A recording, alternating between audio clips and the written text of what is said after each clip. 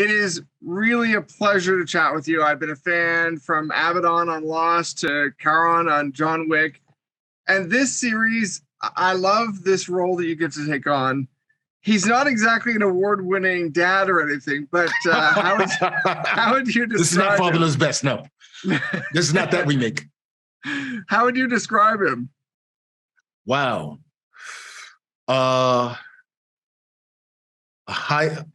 Somebody who is high in the psychopath scale, who still has a conscience and who loves his daughters. And I mean, at the same time, he's balancing out being a scientist with trying to be a dad in this new Raccoon City. And he's got some skeletons in his closet.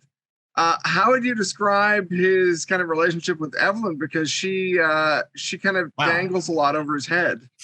That is a great question. The relationship with Evelyn. Man, Powell, first of all, she's one of my favorite. She's literally one of my favorite actors I've ever worked with. Her work. You've seen this season, right? Yeah, for sure. Absolutely brilliant. And she, wow. It is, it's almost like watching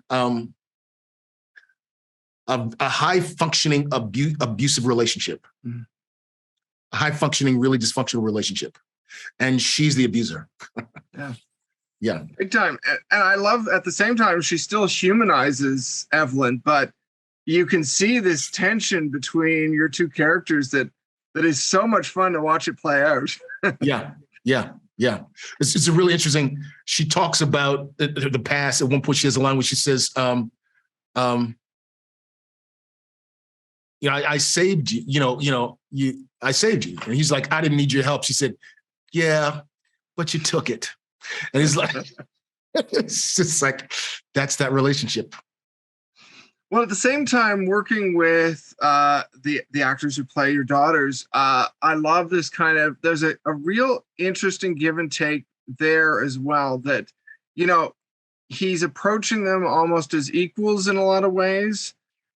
Did you have a sense of kind of what you were trying to play out with them, like in terms of maybe their past or anything else?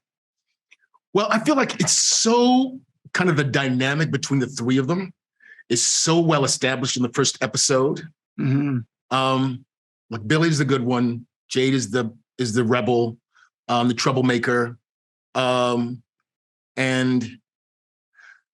even in that scene, the first scene where Albert goes in to talk to Billie, and he doesn't go in and talk to Jade and say, how mad are you at me? He says to Billie, how mad is she at me? It's like he's kind of scared of her. So I feel like it's kind of that kind of parenting relationship. It's like having to be responsible for everything because he's a single dad, and at the same time, it's like the guards have as much run over the prison as the inmates give them permission, if you know what I mean. Yeah, that is a great way of putting it. In terms of joining the Resident Evil universe, what was that like for you? Did you have, much knowledge about the games or anything else, or what was it like for you? I had no knowledge about the games when this first came to me. So when this first came to me, I didn't even know that it was based on a video game. I only knew the movies. So, right.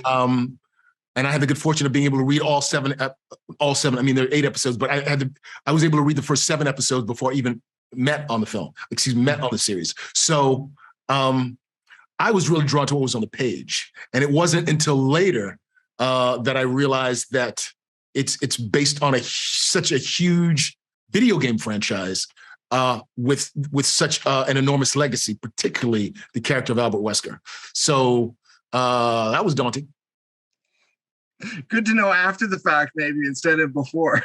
Actually, in terms of being able to focus and do my work, yeah, it actually was better to know after the fact. That's awesome. Well, you do an amazing job. Thank you so thanks. much for the time. It was a pleasure. Thank you.